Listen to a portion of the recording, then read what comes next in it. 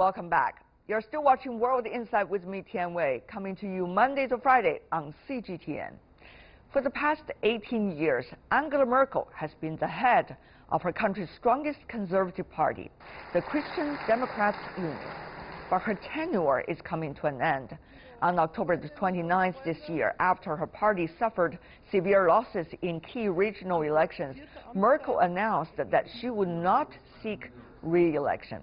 She will now step down as chancellor at the end of her term in 2021. On Friday, her party will elect her successor. Recent polls show the contest to be between Karen Bauer, whom some see as a continuation of Merkel, and Merz, a former political rival of Merkel. Whoever her party chooses, the person will shape the future of the party and the country. So for more on the new chairman of Germany's ruling party, with us in our Beijing studio once again, Cui Hongjian and also Frank Sheeran. Meanwhile, we are joined in Berlin by Dr. Günther Serfert, who is a senior fellow with the German Institute for International and Security Affairs. I hope I pronounced your name at least 90% correct, sir. But let me begin by asking you the latest result of the contenders coming from the CDU party. What would that mean for Germany's choice when it comes to policies toward China and policies and leadership within the EU, sir?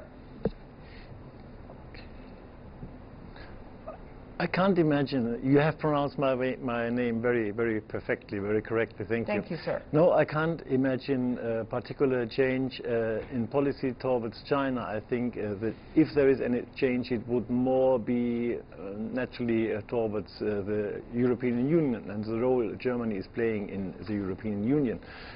Because we see the favorite of Chancellor Merkel, Mrs. Kramp-Karrenbauer, seems to be more a moderate person, more able to build bridges, and this is of particular importance in a situation in Europe where there are so many conflicts to be handled with at one and the same time, whereas the other both candidates are more of a confrontative style, and therefore I think this would play more, make more a difference than relations with China. I see. Mr. Sheeran, I still remember very clearly the time when we were there in Germany covering the general election, and Mrs. Merkel did not have a very happy face at the end of it last year, and things have changed so much since then also.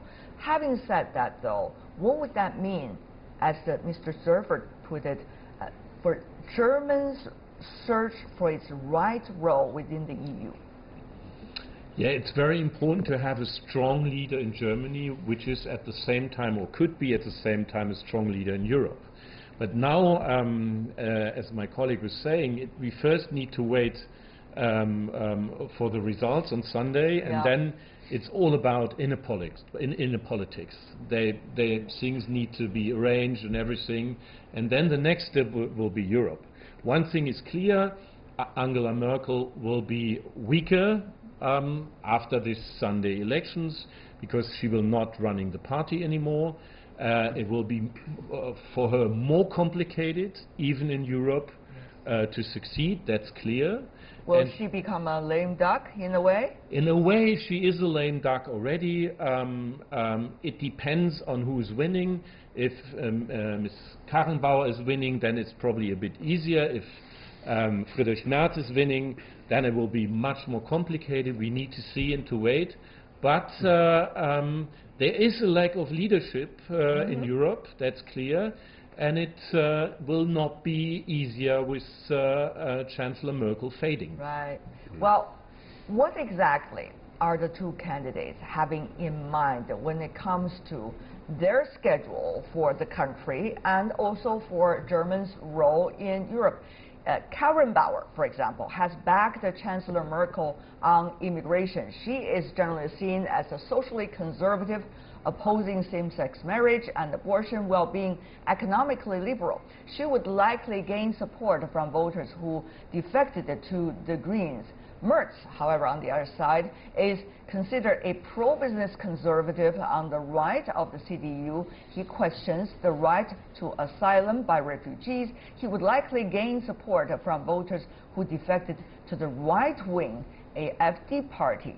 So you see some difference over there already, quite between the two contenders. We're going to know the result very soon. Having said that, though, that's going to be internal politics inside Germany. Of course, China is not going to have any, what China say, interference with others' internal affairs. But China does look at the latest development in Germany very closely, because we are talking about some ultimate cooperation with the German side.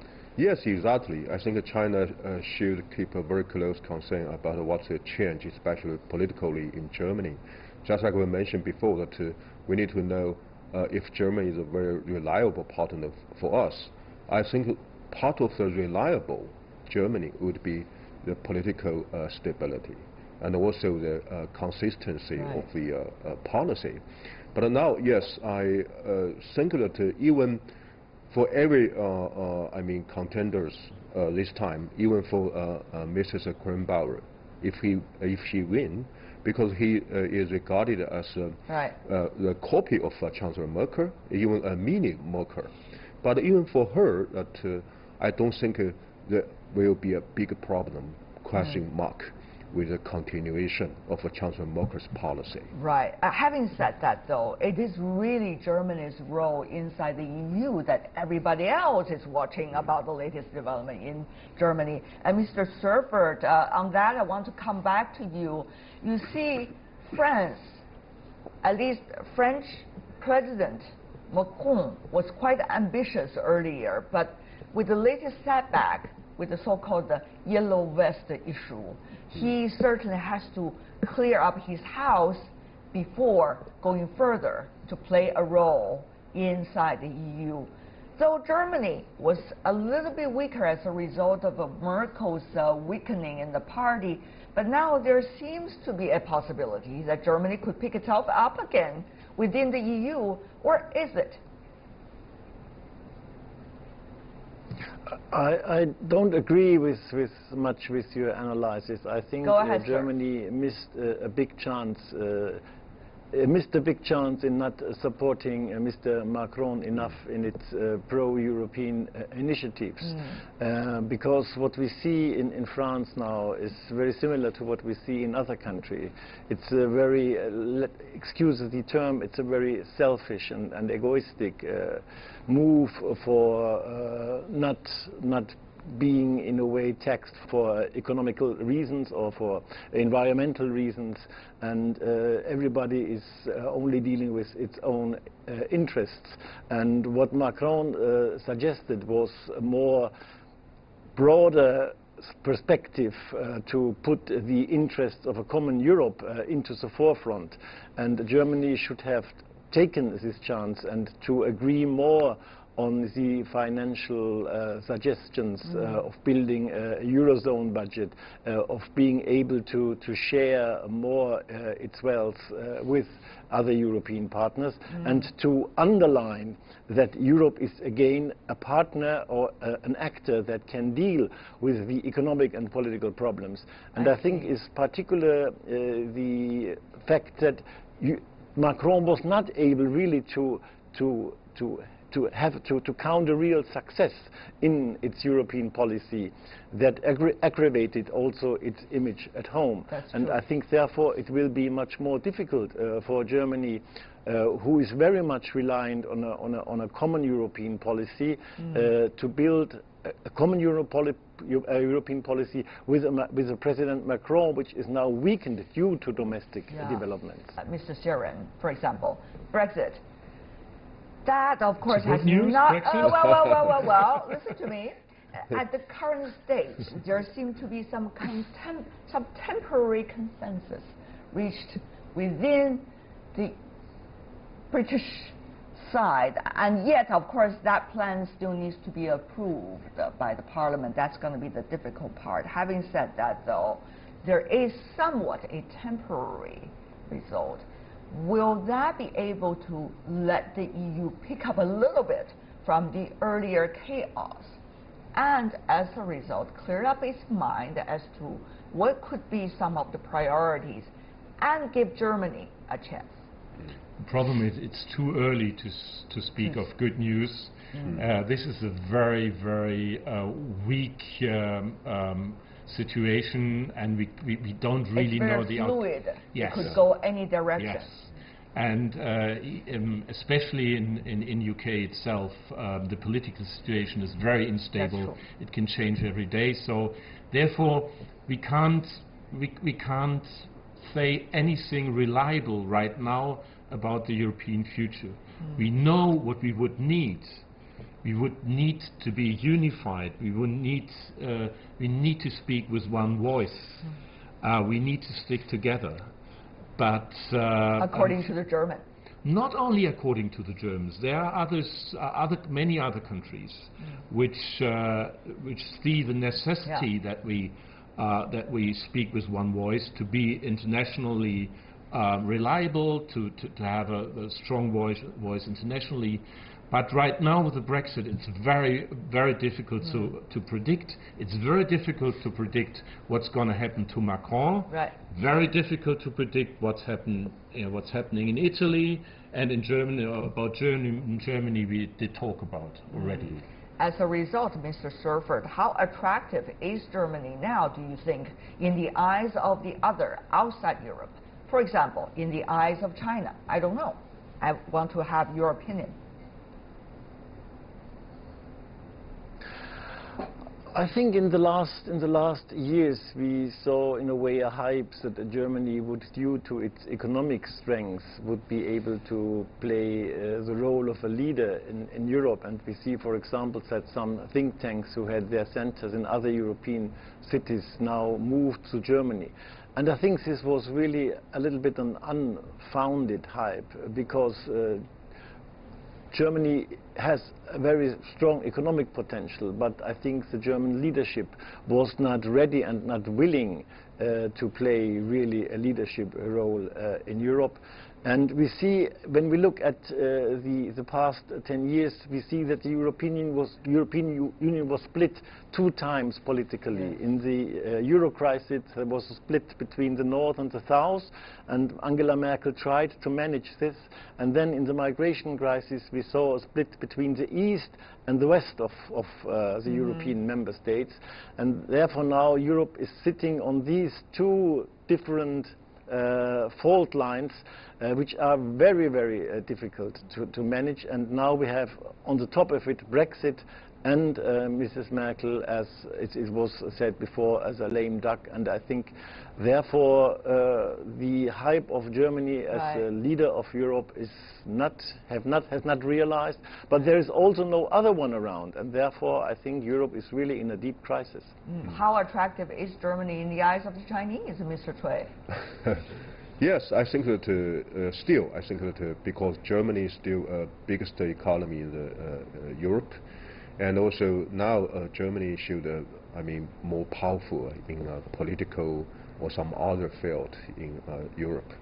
I think in the past we can find out Germany was regarded by China as a main partner in Europe, not only in economic trade and also in political and security even. Right.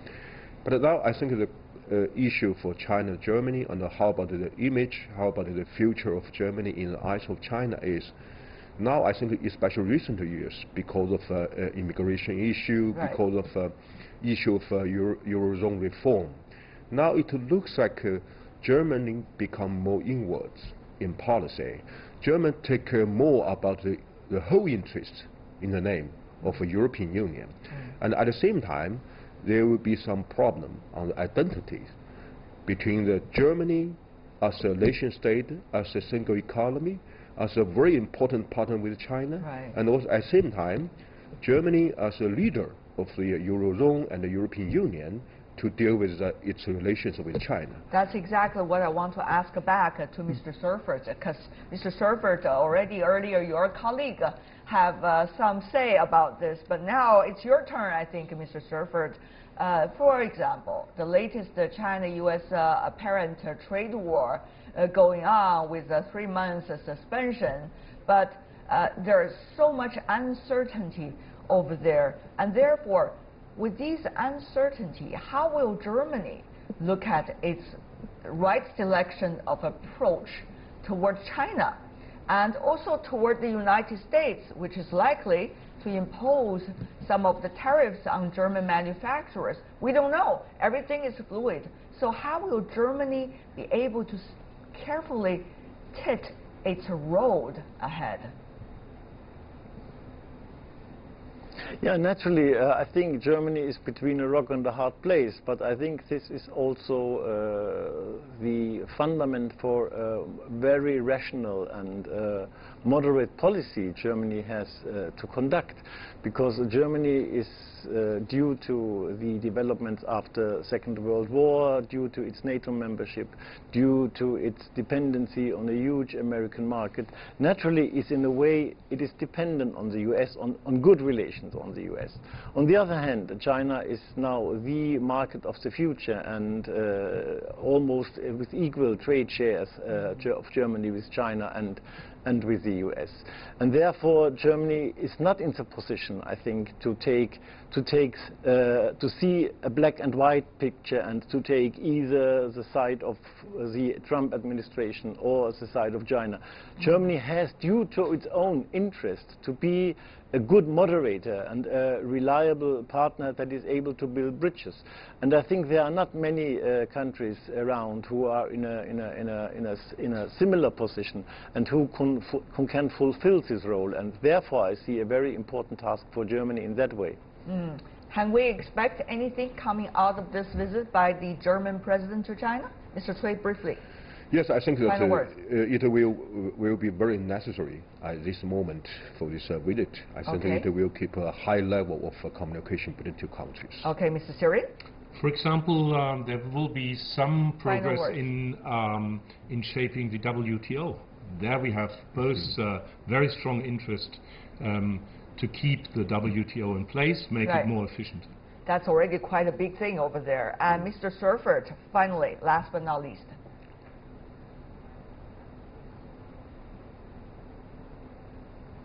Mr. Surfert. Yes, I'm looking very much forward to I'm looking very much forward to this visit. I think the president is maybe the best equipped German politician to create this atmosphere of reliability and trust, and to make sure that despite all the changes in German policy, the relations will continue on the natural basis. We know that the current president used to serve in the Schroeder administration. Thank you so much, gentlemen, for being with us. Cui Hongjian, Frank Siren, and Gunther Surfert. Thank you so much. Really appreciate it.